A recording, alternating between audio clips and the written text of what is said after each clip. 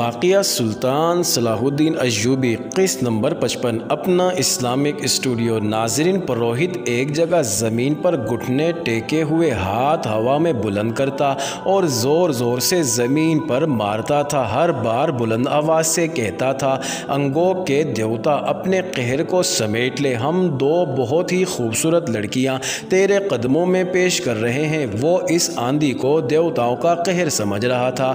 صحرا اور آندھی کا چولی دامن کا ساتھ تھا، لیکن سرخ اور ایسی تیز و تند آندھی کبھی کبھی چلا کرتی تھی۔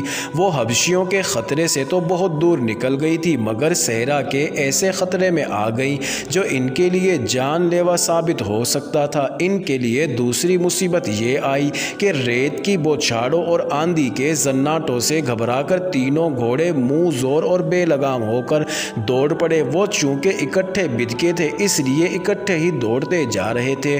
اس سے یہ فائدہ تو ہوا کہ ریت میں دب جانے کا خطرہ نہ رہا، مگر یہ معلوم نہیں تھا کہ بے لگام گھوڑے کہاں جا رکیں گے اور وہ جگہ اصل راستے سے کتنی دور ہوگی۔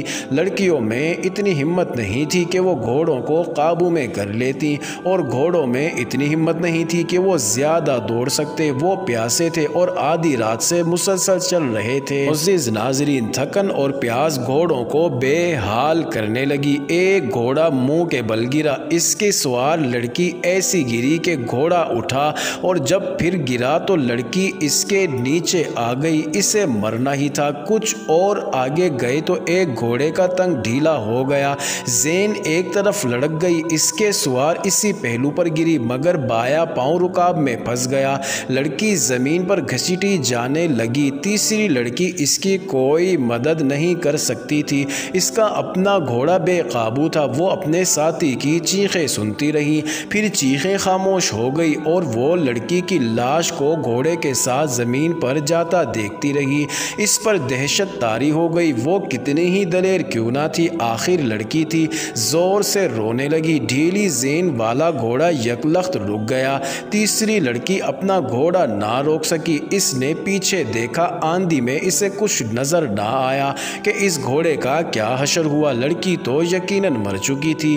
تیسری لڑکی اکیلی رہ گئی، اس نے رکابوں سے پاؤں پیچھے کر لیے۔ اس کی دہشت زدگی کا یہ عالم تھا کہ اس نے گھوڑے کی لگام چھوڑ کر ہاتھ آسمان کی طرف اٹھا کر جوڑ دیے اور گلا پھاڑ کر خدا کو پکارنے لگی، میرے عظیم خدا، آسمانوں کے خدا، میرے گناہ معاف کر دے، میں گناہ گار ہوں، میرا بال بال گناہ گار ہے، میں گناہ کرنے آئی تھی، میں نے گناہوں میں پرورش پائی ہے۔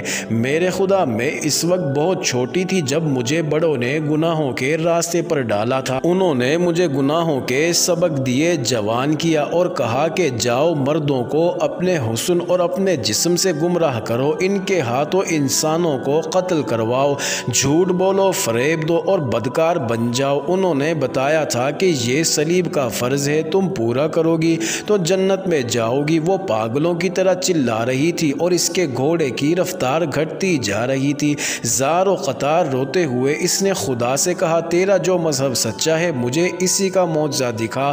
اس کے عقیدے متزلزل ہو گئے تھے، گناہوں کے احساس نے اس کے دماغ پر قابو پا لیا تھا، موت کے خوف نے اسے فراموش کرا دیا تھا کہ اس کا مذہب کیا ہے۔ اسے اپنا ماضی گناہوں میں ڈوبا ہوا نظر آ رہا تھا اور اس کے دل میں یہ احساس بیدار ہوتا جا رہا تھا کہ وہ مردوں کے استعمال کی چیز ہے اور اسے دھوکے اور فریب کے لیے استعمال کیا جا رہا ہے، اور اب سزا صرف اس اکیلی کو مل رہی ہے۔ اسے غشی کی لہر آئی اور گزر گئی۔ اس نے دھاڑ ماری اور سر کو جھٹک کر بلند آواز سے کہا، میری مدد کرو میرے خدا، میں ابھی مرنا نہیں چاہتی۔ اور اس کے ساتھ ہی اسے یاد آ گیا کہ وہ یتیم بچی ہے۔ موت کے سامنے انسان ماضی کی طرف بھاگتا ہے، جو انسانی فطرت کا قدرتی عمل ہے۔ اس جوان لڑکی نے بھی ماضی میں پناہ لینے کی کوشش کی، مگر وہاں کچھ بھی نہ تھا، ماں نہیں تھی، باپ نہیں تھا، کوئی بہن بھائی نہیں تھا۔ اسے کچھ یاد آیا کہ صلیبیوں نے اسے پالا، اس راہ پر ڈالا ہے جہاں وہ ایک بڑا ہی حسین دھوکہ بن گئی تھی۔ اسے اپنے آپ سے نفرت ہونے لگی، وہ اب بخشش چاہتی تھی۔ اسے غشی آنے لگی، گھوڑے کی رفتار سست ہو گئی کہ وہ بمشکل چل رہا تھا اور اس کے ساتھ آندھی بھی تھمنے لگی تھی۔ لڑکی ہوش کھو بیٹھی تھی۔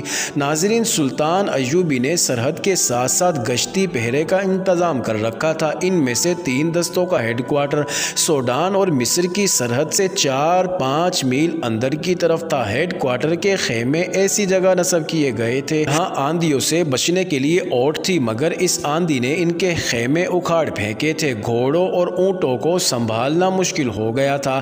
آندھی رکی تو سپاہی خیمے وغیرہ سنبھالنے میں مصروف ہو گئے۔ ان 3 دستوں کا کمانڈر ایک ترک احمد کمال تھا۔ وہ ایک خوبرو اور گھورے رنگ کا تنومند مرد تھا۔ وہ بھی آندھی رکتے ہی باہر آ گیا اور ساز و سامان اور جانوروں کا جائزہ لے رہا تھا۔ فضا گرد سے صاف ہو گئی تھی۔ ایک سپاہی نے ایک طرف اشارہ کر کے اسے کہا، کماندار، وہ گھوڑا اور سوار ہمارا تو نہیں؟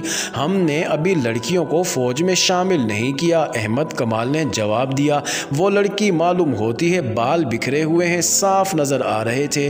وہ اسی سپاہی کو ساتھ لے کر دوڑ پڑا۔ ایک گھوڑا سر نیچے کیے نہایت ہی آہستہ آہستہ آ رہا تھا۔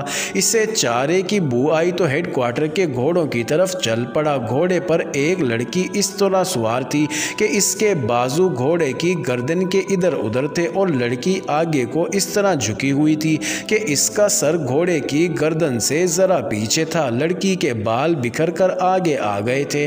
احمد کمال کے پہنچنے تک گھوڑا وہاں بندھے ہوئے گھوڑوں کے پاس جا کر ان کا چارہ کھانے لگا تھا۔ احمد کمال نے لڑکی کے پاؤں رکابوں سے نکالے اور اسے گھوڑے سے اتار کر بازوؤں پر اٹھا لیا۔ سپاہی نے کہا، زندہ ہے، فرنگی معلوم ہوتی ہے، اس کے گھوڑے کو پانی پلا۔ وہ لڑکی کو اپنے خیمے میں لے گیا۔ لڑکی کے بال ریت سے اٹے ہوئے تھے۔ احمد کمال نے اس کے منہ پر پانی کے چھینٹے مارے، پھر منہ میں پانی کے قطرے ٹپکانے لگا۔ لڑکی نے آنکھیں کھول دی۔ 2-4 لمحے احمد کمال کو حیرت سے دیکھتی رہی اور اچانک اٹھ کر بیٹھ گئی۔ احمد کمال کا رنگ گورا دیکھ کر اس نے انگریزی میں پوچھا، میں فلسطین سے ہوں۔ احمد کمال نے سر ہلا کر اسے سمجھانا چاہا کہ میں یہ زبان نہیں سمجھتا۔ لڑکی نے عربی زبان میں پوچھا، تم کون ہو؟ میں کہاں ہوں؟ میں اسلامی فوج کا معمولی سا کماندار ہوں، احمد کمال نے جواب دیا۔ اور تم مصر میں ہو؟ لڑکی کی آنکھیں ابل پڑی اور اس قدر گھبرائی جیسے پھر بے ہوش ہو جائے گی۔ احمد کمال نے کہا، ڈرو نہیں، سنبھالو اپنے آپ کو۔ اس نے اس کے سر پر شفقت سے ہاتھ پھیرا اور کہا، میں جان گیا ہوں کہ تم فرنگی ہو، میری مہمان ہو، ڈرنے کی کوئی وجہ نہیں۔ اس نے ایک سپاہی کو بلایا اور لڑکی کے لیے پانی اور کھانا منگوایا۔ لڑکی نے لپک کر پانی کا پیالہ اٹھا لیا اور منہ سے لگا کر بے صبری سے پینے لگی۔ احمد کمال نے پیالہ اس کے ہونٹوں سے ہٹا کر کہا، آہستہ، پہلے کھانا کھا لو، پانی بعد میں پینا۔ لڑکی نے گوشت کا ایک ٹکڑا اٹھا لیا، پھر وہ کھانا کھاتی رہی اور پانی پیتی رہی۔ اس کے چہرے پر رونق واپس آ گئی۔ احمد کمال نے ایک خیمہ الگ لگوا رکھا تھا جو اس کا غسل خانہ تھا۔ وہاں پانی کی کمی نہیں تھی۔ خیمہ گاہ ایک نخلستان کے قریب تھی۔ احمد کمال نے کھانے کے بعد لڑکی کو غسل والے خیمے میں داخل کر کے پردے باندھ دیے۔ لڑکی نے غسل کر لیا، لیکن وہ بہت ہی خوف زدہ تھی کیونکہ وہ اپنے دشمن کی پناہ میں آ گئی تھی جہاں اسے اچھے سلوک کی توقع نہیں تھی۔ اس کے ذہن میں بچپن سے یہ ڈالا جاتا رہا تھا کہ مسلمان وحشی ہوتے ہیں اور عورت کے لیے تو وہ درندے ہیں۔ اس خوف کے ساتھ اس پر حبشیوں کا، مگرمچھوں کا اور صحرائی آندھی کا خوف طاری تھا۔ اپنے ساتھ کی دونوں لڑکیوں کی موت، اور وہ بھی ایسی بھیانک موت، اس کے رونگٹے کھڑے کر رہی تھی۔ اس نے غسل کرتے ہوئے بڑی شدت سے محسوس کیا کہ وہ اپنے ناپاک وجود کو دھونے کی کوشش کر رہی ہے جسے دنیا کا پانی پاک نہیں کر سکتا۔ اس نے قسم پرسی کی حالت میں تنگ آ کر اپنے آپ کو صورتحال کے حوالے کر دیا۔ معزز ناظرین، یہ انٹرسٹنگ ویڈیو جاری ہے۔ اگلی ویڈیو قسط نمبر 56 میں دیکھنا مت بھولیے گا۔